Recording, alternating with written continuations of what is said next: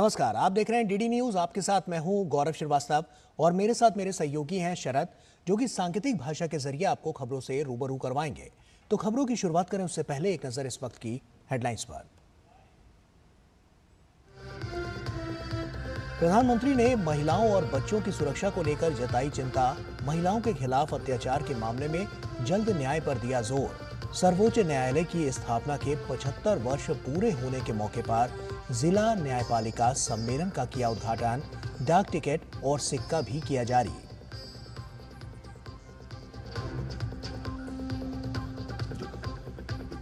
देश को आज मिली 3 और वंदे भारत ट्रेन की सौगात। प्रधानमंत्री नरेंद्र मोदी ने दिखाई हरी झंडी। उत्तर प्रदेश, तमिलनाडु और कर्नाटक में कनेक्टिविटी को मिली मजबूती। प्रधानमंत्री ने कहा, वंदे भारत आधुनिक होती भारतीय रेलवे का नया चेहरा।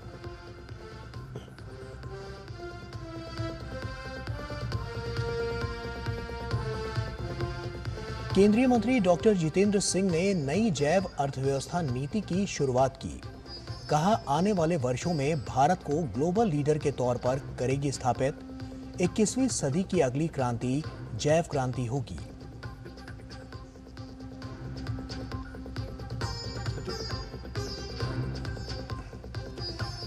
रेप मर्डर केस में ममता सरकार पर भाजपा का लगातार हमला जारी। कोलकाता में भाजपा के धरना जारी। बैकफुट पर आई टीएमसी भी कर रही है प्रदर्शन। यूपी और दिल्ली में चिकित्सकों का शांतिपूर्ण मार्च। केंद्रीय मंत्री गिरिराज सिंह ने कहा, ममता बनर्जी राजनीतिक कलाबाजी की माहिर।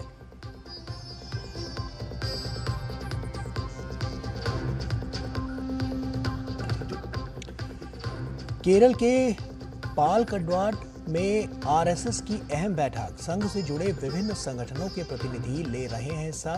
3 दिन चलने वाली बैठक में संगठन के कार्यों की समीक्षा की जाएगी।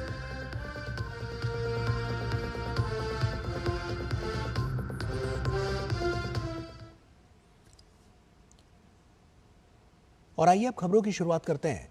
प्रधानमंत्री नरेंद्र मोदी ने दिल्ली के भारत मंडपम में जिला न्यायपालिका के राष्ट्रीय सम्मेलन का शुभारंभ किया। इस 2 दिवसीय सम्मेलन में देश भर के न्यायिक अधिकारी शरीक हैं। प्रधानमंत्री ने अपने संबोधन में महिलाओं के खिलाफ अत्याचारों के मामले में जल्द न्याय देने की जरूरत पर बल दिया। दिल्ली के भारत मंडपम में राष्ट्रीय सम्मेलन के लिए जुटे देश भर के जिला न्याय अधिकारियों के बीच पहुंचे प्रधानमंत्री नरेंद्र मोदी। सम्मेलन का शुभारंभ करने के साथ साथ पीएम ने स्मारक डाक टिकट और सिक्का भी जारी किया। भारतीय सुप्रीम कोर्ट की स्थापना के 75 वर्ष पूरे होने के उपलक्ष्य में इन्हें जारी किया गया। पीएम ने अपने संबोधन में जिला न्यायपालिका को न्याय की प्रथम सीढ़ी बताया। पीएम ने अपने संबोधन में महिलाओं के खिलाफ अत्याचारों के मामलों में जल्द न्याय देने की जरूरत पर बल दिया। आज महिलाओं के खिलाफ अत्याचार, बच्चों की सुरक्षा समाज की एक गंभीर चिंता है। देश में महिलाओं की सुरक्षा के लिए कई कठोर कानून बने हैं। 2019 में सरकार ने फास्ट ट्रैक स्पेशल कोर्ट की स्थापना की योजना बनाई थी। इसके तहत अहम गवाहों के लिए डिपोजिशन सेंटर्स का प्रावधान है। इसमें भी डिस्ट्रिक्ट मॉनिटरिंग कमिटीज की भूमिका महत्वपूर्ण हो सकती है। इस कमेटी में डिस्ट्रिक्ट जज, डीएम और एसपी भी शामिल होते हैं। क्रिमिनल जस्टिस सिस्टम के विभिन्न पहलुओं के बीच समन्वय बनाने में उनकी भूमिका अहम होती है। हमें इन कमेटियों को और अधिक सक्रिय करने की जरूरत है। महिला अत्याचार से जुड़े मामलों में जितनी तेजी से फैसले आएंगे, आधी आबादी को सुरक्षा का उतना ही बड़ा भरोसा मिलेगा। पीएम ने कहा कि भारतीय न्यायपालिका ने लोकतंत्र संरक्षक के तौर पर अपनी भूमिका जिम्मेदारी से निभाई है। पीएम ने बीते 1 दशक में न्यायपालिका के आधुनिकीकरण के प्रयासों का उल्लेख किया। पीएम ने कहा कि जिला न्यायपालिका का बुनियादी ढांचा बेहतर बनाने के लिए निरंतर कदम उठाए जा रहे हैं। पिछले 10 वर्षों में देश ने जुडिशियल इंफ्रास्ट्रक्चर के विकास के लिए लगभग 8,000 करोड़ रुपए खर्च किए हैं।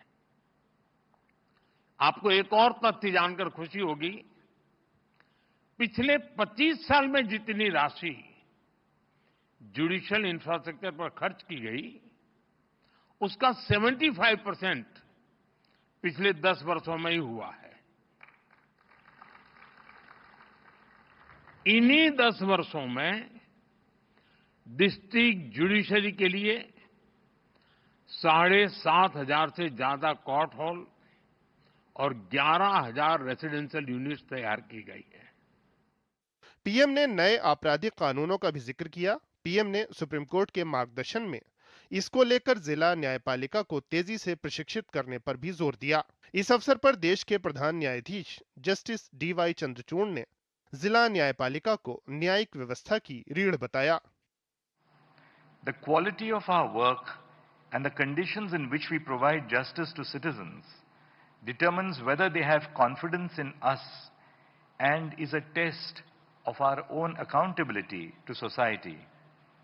The district judiciary is therefore called upon to shoulder tremendous responsibility and is aptly described as the backbone of the Indian judiciary. स्वागत संबोधन में सुप्रीम कोर्ट के जज जस्टिस संजीव खन्ना ने न्यायपालिका को लेकर प्रधानमंत्री नरेंद्र मोदी के विजन का जिक्र किया। उन्होंने कहा कि पीएम न्यायपालिका के लिए निरंतर सम्मान जाहिर करते रहे हैं। He has been an advocate for embedding Indian ethos into our laws, a thought we should be mindful of. He is dedicated to enhancing the ease of living, the ease of doing business, encouraging dispute resolution, and minimizing litigation. His perspectives and insights will serve as words of wisdom to us as we continue in our efforts to serve the common man better. लगभग 800 न्याय अधिकारियों के 2 दिवसीय सम्मेलन में अहम मुद्दों पर मंथन हो रहा है। इनमें जिला न्यायपालिका से संबंधित मुद्दे जैसे बुनियादी ढांचा और मानव संसाधन, सभी के लिए समावेशी न्यायालय, न्यायिक सुरक्षा और न्यायिक कल्याण, केस प्रबंधन और न्यायिक प्रशिक्षण शामिल हैं। विकास सारथी के साथ ब्यूरो रिपोर्ट, डीडी न्यूज। और प्रधानमंत्री नरेंद्र मोदी ने शनिवार को वीडियो कॉन्फ्रेंसिंग के माध्यम से 3 वंदे भारत रेलगाड़ियों को रवाना किया और इस अवसर पर उन्होंने कहा कि वंदे भारत आधुनिक होती भारतीय रेलवे का नया चेहरा है। आज शहर में हर रूट पर वंदे भारत की मांग है। हाई स्पीड ट्रेनों से लोगों में व्यापार, रोजगार और सपनों को विस्तार देने का भरोसा जगता है। आज देश भर में 102 वंदे भारत रेलवे सेवाएं संचालित हो रही हैं।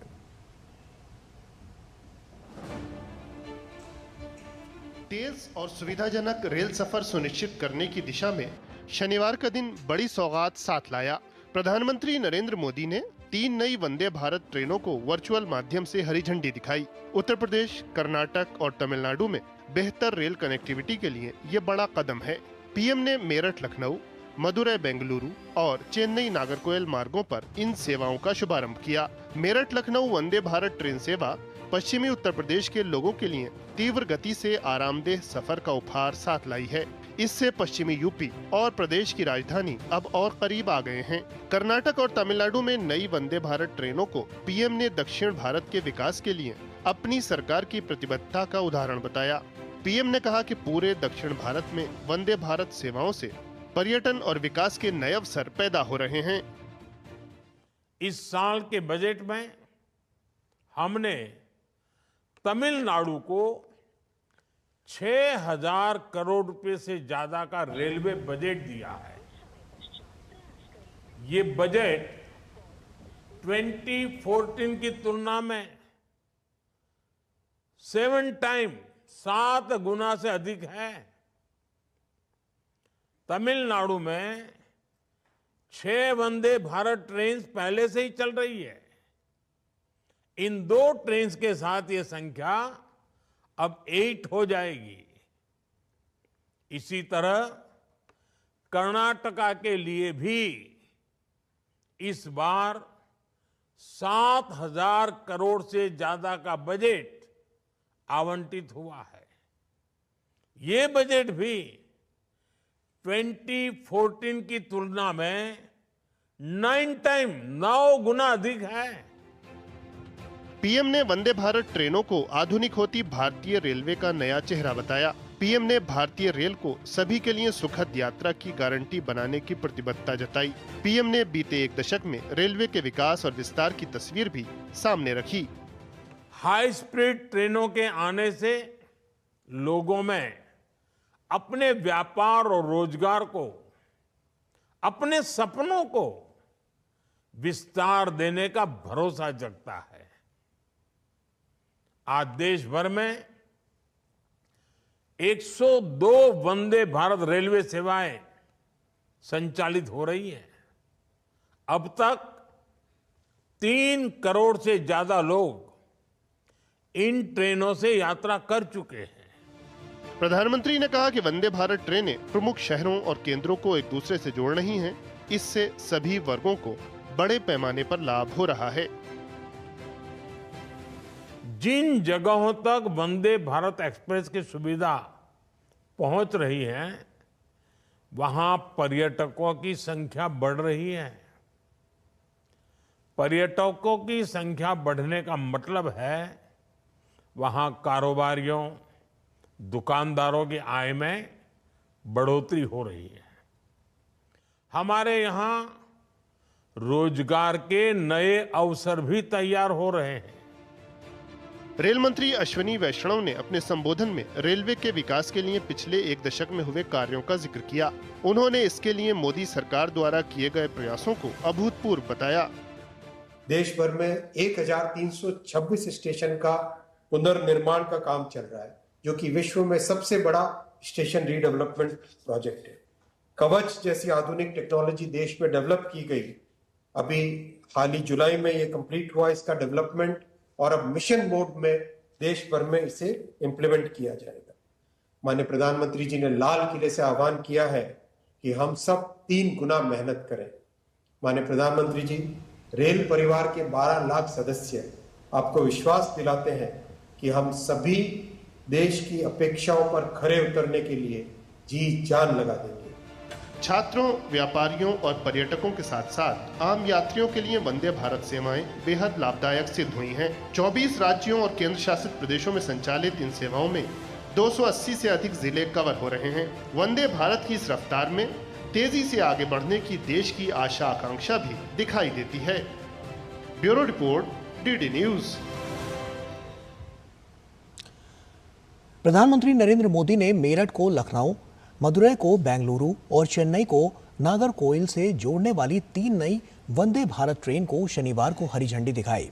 आधुनिक विश्व स्तरीय सेवाओं से सुसज्जित इन वंदे भारत ट्रेनों की क्या है खास विशेषता, देखिए हमारी ये खास रिपोर्ट। 3 नई वंदे भारत ट्रेनों की सौगात से उत्तर प्रदेश, कर्नाटक और तमिलनाडु के लोगों को तेज और सुविधाजनक यात्रा की सुविधा हासिल हुई है। पिछले 5 वर्षों के अंदर देश भर में चल रही 102 वंदे भारत ट्रेन के बेड़े में 3 और नई वंदे भारत ट्रेन मदुरै से बेंगलुरु, चेन्नई से नागरकोइल और मेरठ से लखनऊ के बीच शुरू की गई। मेक इन इंडिया के तहत बने भारत की पहली semi high speed train Vande Bharat की मांग निरंतर बढ़ती जा रही है और ये यात्रियों को बेहद पसंद आ रही है। लिहाजा बड़ी संख्या में वंदे भारत ट्रेनों का निर्माण किया जा रहा है और जैसे जैसे इनके रैक तैयार हो रहे हैं, उन्हें अत्याधुनिक मांग वाले शहरों से चलाया जा रहा है। अभी तक देश के करीब सभी राज्यों से और कई राज्यों में 1 से अधिक वंदे भारत ट्रेनों का परिचालन किया जा रहा है। पश्चिमी यूपी के लोग मेरठ से लखनऊ के बीच वंदे भारत ट्रेन सेवा शुरू होने से बेहद उत्साहित हैं। वंदे भारत ट्रेन शुरू होने से मेरठ से लखनऊ के बीच करीब 460 किलोमीटर का सफर लगभग 7 घंटे में पूरा किया जा सकेगा, जिसे पूरा करने में अभी करीब 8.5 घंटे लगते हैं। जाहिर तौर पर ये वंदे भारत ट्रेन मेरठ और प्रदेश की राजधानी लखनऊ के बीच कनेक्टिविटी को बेहतर करेगी और यात्रा के समय को भी कम करेगी। इससे इस इलाके में पर्यटन और आर्थिक गतिविधियों को भी बढ़ावा मिलेगा। शनिवार को शुरू की गई 3 वंदे भारत ट्रेनों का परिचालन देश के कई महत्वपूर्ण शहरों और ऐतिहासिक स्थलों को जोड़ेगा। विश्व स्तरीय सुविधाओं से लैस और हवाई जहाज की तर्ज पर बने वंदे भारत ट्रेनों के संचालन से न सिर्फ लोगों को समय की बचत हो रही है, बल्कि उन्हें विश्व स्तरीय अत्याधुनिक सुविधाओं का भी लाभ मिल रहा है, जिसको लेकर यात्री काफी रोमांचित हैं। तमिलनाडु के लोग भी नई वंदे भारत ट्रेन की शुरुआत को लाभदायक पहल मान रहे हैं। चेन्नई से नागरकोइल वंदे भारत ट्रेन के सफर की शुरुआत हो चुकी है। दिल्ली न्यूज की टीम ट्रेन में सफर कर रही है अपने शर्मा के साथ, और यह ट्रेन सपनों की उड़ान भर रहा है। दक्षिण भारत के लिए यह तोहफा है, क्योंकि इस ट्रेन के जरिए न सिर्फ लोग एक स्थल से दूसरे स्थल तक जा पाएंगे, बल्कि यह ट्रेन आर्थिक और धार्मिक रूप से भी लोगों को समृद्ध करेगा। पहले मेरठ से दिल्ली की दूरी 5 से 6 घंटे की होती थी और मेरठ से लखनऊ की दूरी 10 से 12 घंटे की होती थी। मेरठ से जैसे दिल्ली दूर नहीं, अब मेरठ से लखनऊ दूर नहीं और लखनऊ से मेरठ दूर नहीं। उसके लिए प्रधानमंत्री जी को और मुख्यमंत्री जी को और अश्विनी वैष्णव जी को बहुत बहुत धन्यवाद। मैं बधाई देना चाहता हूं कि जिस तरीके का डेवलपमेंट 2014 के बाद मेरठ में देखने को मिल रहा है। आज हमें वंदे भारत मिली है, उससे पहले एक्सप्रेस हाईवे मिले हैं। वंदे भारत ने एक नई क्रांति लाने का काम ये करेगी, क्योंकि व्यापार की दृष्टि से यदि देखा जाए, या लखनऊ मेरठ से लखनऊ की जो दूरी जो 10 से 12 घंटे हुआ करती थी, आज 6 घंटे मात्र रह गई है। निश्चित तौर से जैसे दिल्ली दूर नहीं, ऐसी अब लखनऊ दूर नहीं है। 15 फरवरी 2019 को दिल्ली से वाराणसी के बीच शुरू हुई पहली वंदे भारत ट्रेन सेवा का अभूतपूर्व रफ्तार से विस्तार हुआ है। अभी वंदे भारत ट्रेनों में चेयर कार है। जल्द ही स्लीपर कोच वाली वंदे भारत ट्रेनों के संचालन की तैयारी है। Sleeper coach Vande Bharat train पटरी पर आने के बाद ये लंबी दूरी की ट्रेन चलाई जाएगी, जो 4 से 6 घंटे का सफर कम करेगी। ये है नए भारत की नई पहचान, वंदे भारत ट्रेन। फिलहाल पूरे देश में 100 से ज्यादा वंदे भारत ट्रेन का आवागमन जारी है, जो तकरीबन 280 शहरों को जोड़ रही है। प्रधानमंत्री नरेंद्र मोदी ने आज मदुरई से बेंगलोर कैंट, मेरठ से लखनऊ और चेन्नई से नागरकोइल के बीच 3 वंदे भारत को हरी झंडी दिखाकर रवाना किया। कैमरामैन जगमोहन के साथ अभिषेक सिंह, डीडी न्यूज, मदुरई। और केंद्रीय मंत्री डॉक्टर जितेंद्र सिंह ने बायो E3 यानी कि अर्थव्यवस्था, पर्यावरण और रोजगार पर नीति जारी की। इस अवसर पर जैव प्रौद्योगिकी विभाग के सचिव डॉक्टर राजेश गोखले और नीति आयोग के सदस्य डॉक्टर VK सारस्वत भी उपस्थित रहे। इस मौके पर उन्होंने कहा कि इससे हमारी जीवन शैली में भी क्रांतिकारी बदलाव की शुरुआत होगी। उन्होंने कहा कि विश्व की भावी अर्थव्यवस्था काफी हद तक जैव आधारित होगी। 21वीं सदी की अगली क्रांति जैव क्रांति होगी। So this is precisely the beginning of that kind of a revolutionary change, not only in the growth story of India or the world as such, but also in our own lifestyles and the way we also interact with each other or also adapt ourselves to the changing environments. केंद्रीय मंत्री ने कहा कि IT क्रांति का नेतृत्व पश्चिम ने किया था। इस बार ये भारत के नेतृत्व में होने जा रहा है और भारत के पास बायो E3 क्रांति में अग्रणी बनने का अवसर है। The IT revolution was led by the West, and it happened over here a little later. I think it's now going to be India's turn. And India has an opportunity to take a lead in this next revolution, unlike the last one. And why I'm saying so, because we are all members of the scientific fraternity, so we should have a sound reason about what we say, is that as far as the bioresources are concerned or the bioeconomy is concerned, we enjoy certain advantages which are not enjoyed by the West. A, that we have unlimited resources, unlimited bioresources in this Indian peninsula, beginning from the Himalayas right up to the marine. And this has remained either unexplored or underexplored, because most of the governments in the past, and thanks to Prime Minister Modi for enabling us to get this policy released. और वहीं दिल्ली में आयोजित ET world leaders forum में विदेश मंत्री doctor S Jaishankar ने कहा कि विश्व में चीन की समस्या एक आम समस्या है। हम दुनिया के अकेले देश नहीं हैं जो चीन के बारे में बहस कर रहे हैं। आज यूरोप में भी चीन एक बड़ी बहस का विषय बना हुआ है। My point is there is a general China problem. We are not the only country in the world which is having a debate about China. Go to Europe and ask them, what is today among your major economic or national security debates? It's about China. Look at the United States. It's obsessed with China, and rightly so in many ways. So the fact is, let's not make out as though it's only India which has a China problem. India has a China problem, a special China problem. That's over and above the world's general China problem. और वहीं इस मौके पर विदेश मंत्री doctor S Jaishankar ने कहा कि पड़ोसियों के साथ संबंध बहुत जटिल होते हैं और उसके मुताबिक योजना बनानी होगी। What happens when you have multiple neighbors, and by definition relationships with neighbors are very complicated. They're all democratic polities. Governments will change, there will be political debates in their country. Often we will be the center of those debates. It's natural, we are a big country. So we have to expect and plan for and build into our policy making an expectation that there will be changes, some more organic, some more disruptive in our neighborhood. और वक्त यहां पर एक छोटे से break का हो गया है, जल्द हाजिर होते हैं। ब्रेक के बाद एक बार फिर से आप सभी का स्वागत है। कोलकाता में हुए दुष्कर्म और हत्या मामले में देश भर में विरोध प्रदर्शन थमने का नाम नहीं ले रहा है। भाजपा लगातार विरोध प्रदर्शनों के जरिए प्रदेश की ममता सरकार पर महिलाओं के प्रति जघन्य अपराधों को लेकर लगातार सवाल उठा रही है। भाजपा का कहना है कि प्रदेश में कानून और व्यवस्था नाम की कोई चीज नहीं है। वहीं कोलकाता के रेप और दुष्कर्म मामले में सवालों के घेरे में फंसी तृणमूल कांग्रेस अपने बचाव की भरसक कोशिशों में जुटी हुई है। इसी मामले को लेकर टीएमसी आज प्रदेश भर में विरोध प्रदर्शन कर रही है। टीएमसी केंद्र सरकार से दुष्कर्म के दोषियों के लिए मृत्युदंड का प्रावधान वाला कानून पारित करने की मांग कर रही है। पश्चिम बंगाल के राज्यपाल सीवी आनंद बोस ने आरजी कर घटना की पीड़िता के माता-पिता की शिकायतों को गंभीरता से लेते हुए त्वरित कार्रवाई की। उन्होंने दिल्ली पहुंचकर गृह मंत्री अमित शाह से मुलाकात की। उन्होंने गृह मंत्री को इस भयावह घटना के साथ साथ पश्चिम बंगाल की जनता के विरोध से भी अवगत कराया। आपको बता दें कि पीड़ित परिवार के दिल दहला देने वाले पत्र के बाद राज्यपाल ने यह कदम उठाया है।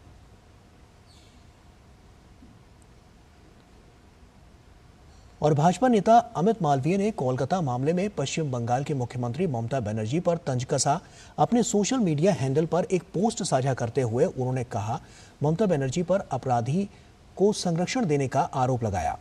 अमित मालवीय ने सोशल मीडिया प्लेटफॉर्म एक्स पर लिखा कि आरजी कर मेडिकल कॉलेज एंड हॉस्पिटल में रेप और हत्या की शिकार हुई ट्रेनी डॉक्टर के लिए न्याय की मांग करते हुए अरिजीत सिंह द्वारा एक सशक्त गाना आर कोबे जारी करने के बाद अब प्रसिद्ध गायिका श्रेया घोषाल ने अपना सिंगिंग टूर स्थगित कर दिया। पूरी दुनिया न्याय की मांग कर रही है, सिवाय ममता बनर्जी के, जो अभी भी बंगाल पुलिस का इस्तेमाल अपराध को दबाने में कर रही है।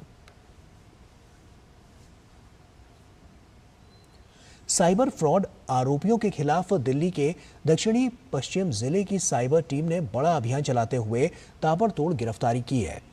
दक्षिणी पश्चिम जिले की साइबर टीम ने कुल 19 लोगों को गिरफ्तार कर बड़े अंतर्राज्यीय गिरोह का भांडाफोड़ किया है। टीम ने 7 दिन तक 7 राज्यों में छापेमारी कर आरोपियों को गिरफ्तार किया। पुलिस ने कुल 148 शिकायतों का निपटारा किया। ये साइबर ठग अलग अलग तरीकों से ठगी किया करते थे, जिसमें स्टॉक मार्केट में निवेश, work from home, driver truck plus card और कुछ वेबसाइट के जरिए लोगों की गाढ़ी कमाई एक झटके में उड़ा देते थे। पुलिस को इनके पास से 42 mobile phone, 21 SIM card, 6 ATM और 2 फर्जी आधार बरामद हुए हैं।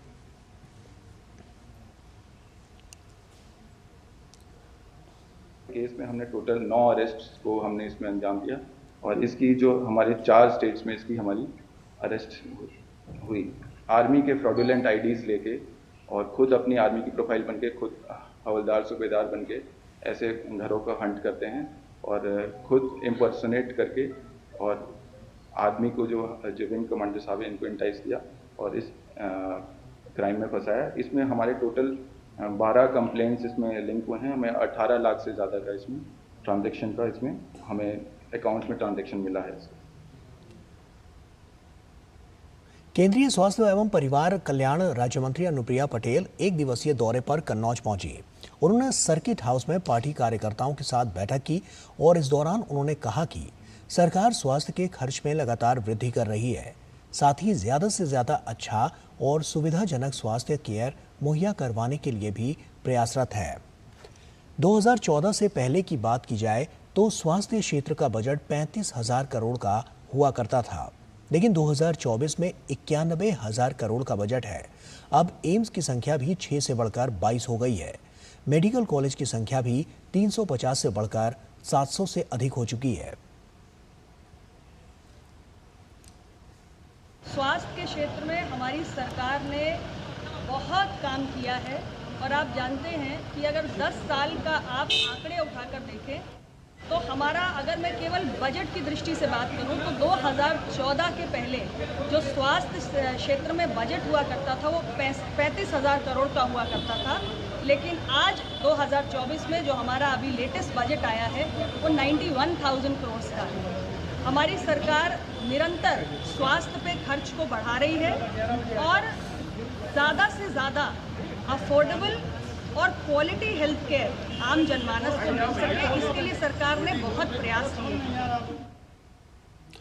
और राजेंद्र नगर के कोचिंग सेंटर हादसा मामले में राउज एवेन्यू कोर्ट ने 6 आरोपियों को 4 दिन की सीबीआई रिमांड पर भेजा।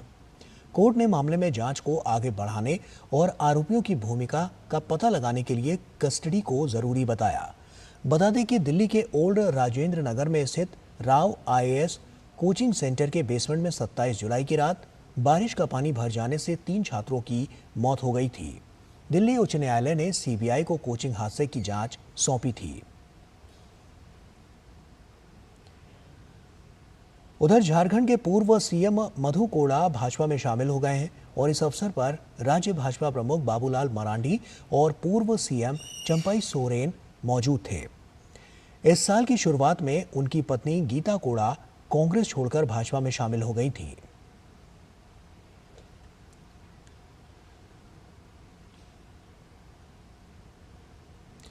असम के सीएम और झारखंड चुनाव के लिए बीजेपी के सह प्रभारी हेमंत बिस्वा शर्मा ने कहा कि अगर झारखंड मुक्ति मोर्चा घुसपैठियों के खिलाफ खड़ा होगा तो हमें साथ मिलकर काम करने में कोई दिक्कत नहीं होगी। अगर जेएमएम घुसपैठियों का खिलाफ आवाज उठाते हैं तब हमारा जेएमएम का साथ में भी एक साथ काम करने में कोई समस्या नहीं है, लेकिन पहले जेएमएम को निर्णय लेना है कि मैं घुसपैठियों का खिलाफ में हूं या मैं तुष्टीकरण का राजनीति करता हूं। अगर जेएमएम काल बोल लेते हैं कि मैं तुष्टीकरण का राजनीति नहीं करता हूं और मैं घुसपैठियों का खिलाफ में हूं, तब हमारा कोई आपत्ति नहीं है। हम सबका साथ एक साथ काम करने के लिए हम तैयार हो। और वहीं असम विधानसभा में जुमे की नमाज पर ब्रेक खत्म करने के फैसले पर राष्ट्रीय जनता दल के नेता तेजस्वी यादव ने असम के सीएम पर एक विवादित बयान दिया है। तेजस्वी यादव ने उनके बयान पर हेमंत बिस्वा शर्मा ने कहा है कि कोई क्या बयान देता है, इससे हमारा कार्य नहीं रुकेगा। कौन क्या बयान देते हैं उससे थोड़े हमारा काम रुकेगा। हमारा काम तो सरायवती आगे ही जाना है। और इसी के साथ फिलहाल इतना ही। हमारी पूरी टीम को दीजिए इजाजत। आप बने रहिए डीडी न्यूज के साथ। नमस्कार।